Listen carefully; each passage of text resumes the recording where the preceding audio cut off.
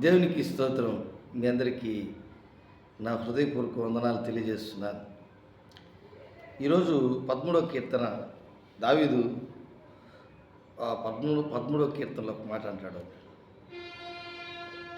నేనైతే నీ కృపయందు నమ్మిక ఉంచున్నాను. నీ రక్షణ విషయమై నా హృదయము హర్షించుచున్నది. యెహోవా నాకు మహోపకారము చేస్తున్నాడు. నేను ఆయనను కీర్తించాను. దేవుని బిడ్డలారా, ఈరోజు మన జీవితాల్లో మనం దేని పట్ల నమ్మిక కలిగి ఉండాలి. కృప అంటే దేవుడే, యేసుక్రీస్తే కృప అంటే. కానీ దాంట్లో దయ ఉంటుంది, రక్షణ ఉంటుంది, అలాగే నమ్మకం ఉంటుంది. అంత మాత్రమే కాదు, ఆయన యేసుక్రీస్తుకి ఉన్నటువంటి గుణలక్షణాలు ఏమేమి ఉన్నాయో అన్నీ కూడా ఆ కృపలో ఉంటాయి. అందుకే దావీదు అంటాడు, నేనైతే నీ కృపయందు. కాబట్టి మనం దేవుని కృప భూమికి ఆకాశం ఎంత ఉన్నతంగా ఉందో, ఆయన యందు భయభక్తులు గలవారి ఎడల ఆయన కృప అంత అధికంగా ఉంటుంది. అందుకే ఎవరైతే భయము భక్తి కలిగి ఉంటారో, దేవుని మాటను అర్థం చేసుకొని జీవిస్తారో, వారికి ఆయన కృపను అనుగ్రహిస్తాడు.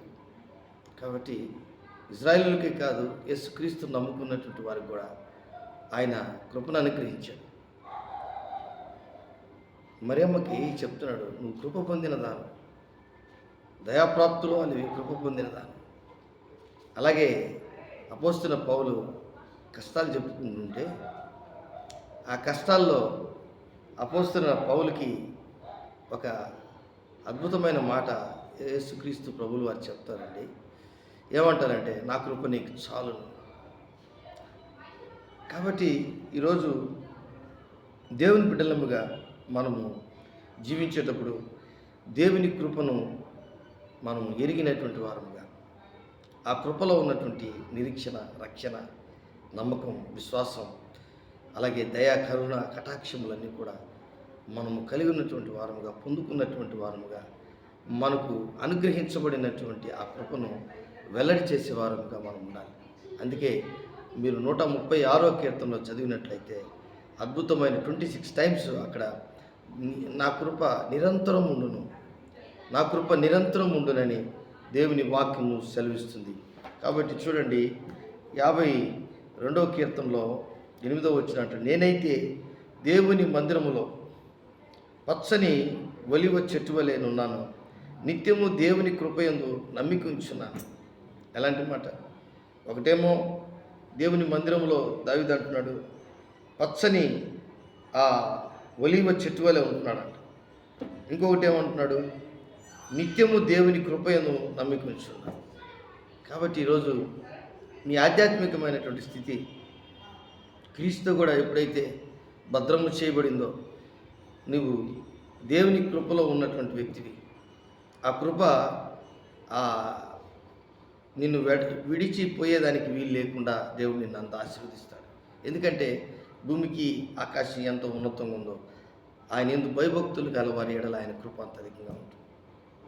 నోవాకి ఒక మాట చెప్తాడండి, నువ్వు ఈ తరం వారిలో నీవే నా ఎదుట నీతిమంతుడిగా అగ్గుపడుతావు అని 7వ అధ్యాయంలో చెప్తే, 6వ అధ్యాయంలో చెప్తాడు, ఏమంటాడంటే, నువ్వు ఆ మనుషులందరూ భయంకరంగా ఉన్నారు, అయితే నువ్వైతే నా దృష్టిలో కృప పొందిన వాడిగా ఉన్నావు, కృప పొందుకున్నటువంటి వ్యక్తిగా ఉన్నావు. ఎంత గొప్ప విషయం!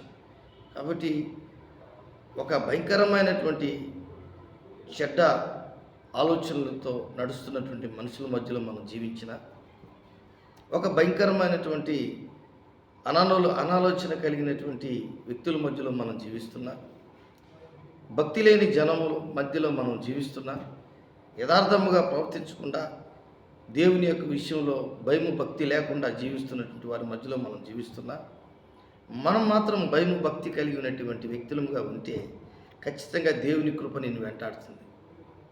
అందుకే నేనైతే అంటున్నాడు, నేనైతే దేవుని మందిరంలో పచ్చని ఒలివ చెట్టు వలె. ఎందుకు పచ్చంగా ఉన్నాడంటే ఆయన కృప మీద నమ్మిక ఉంచున్నాడు.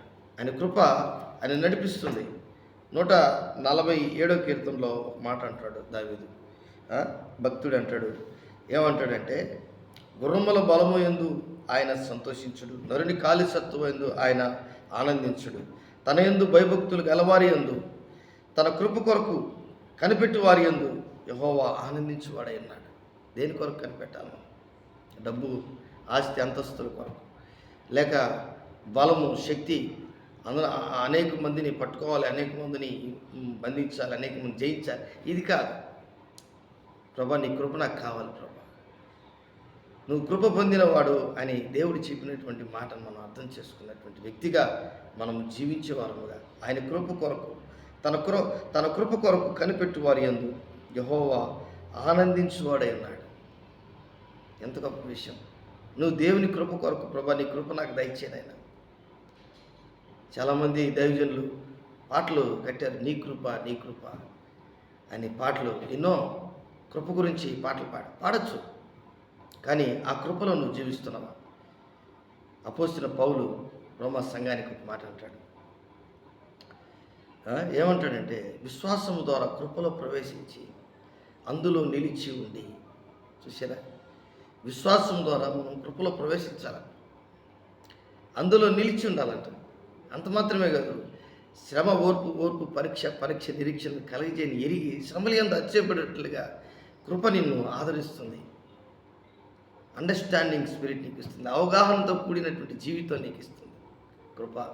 ఆయన యేసు ప్రభువుల వారు. కాబట్టి ఈరోజు నీ జీవితంలో ఆ కృప కొరకు నువ్వు కనిపెడితే, ఆ కృప కొరకు నువ్వు అడిగితే, ఆ కృపను వెంబడిస్తే, ఆ కృప కొరకు ఎదురు చూస్తే, ఆ కృప మీద నమ్మిక ఉంచితే, ఆ కృపను అడిగితే, ప్రభా నీ కృప దయచేయను ఆయన అని అడిగితే ఖచ్చితంగా ఆయన ఇస్తాడు.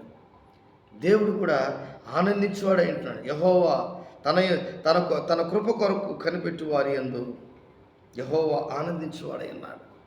నిన్ను బట్టి దేవుడు ఆనందిస్తాడు, నన్ను బట్టి దేవుడు ఆనందిస్తాడు. దేనికి ఎందుకు ఆనందిస్తాడు దేవుడు అంటే, ఆయన కృపను అడుగుతున్నావు, ఆయన కృపను పొందుకోవాలని ఆశపడుతున్నావు, ఆయన కృప కొరకు కనిపెడుతున్నావు. దేవుడి వాక్యాన్ని దీవించి ఆశీర్వదించునుగాక. ప్రేమ నమ్మకం కలిగినటువంటి నా యేసయ్య కూడి వచ్చినటువంటి బిడ్డలందరినీ మీరు దీవించి ఆస్వాదించండి. ఈరోజు ప్రభా, నీ కృప జీవము కంటే ఉత్తమమైనది. అవును తండ్రి, ఆ కృపను మీరు మాకు దయచేసినందుకు నీకు వందనాలు చెల్లిస్తాను. నజరేయుడైన యేసు నామములో అడిగి వేడుకుంటున్నాను తండ్రి. ఆమేన్.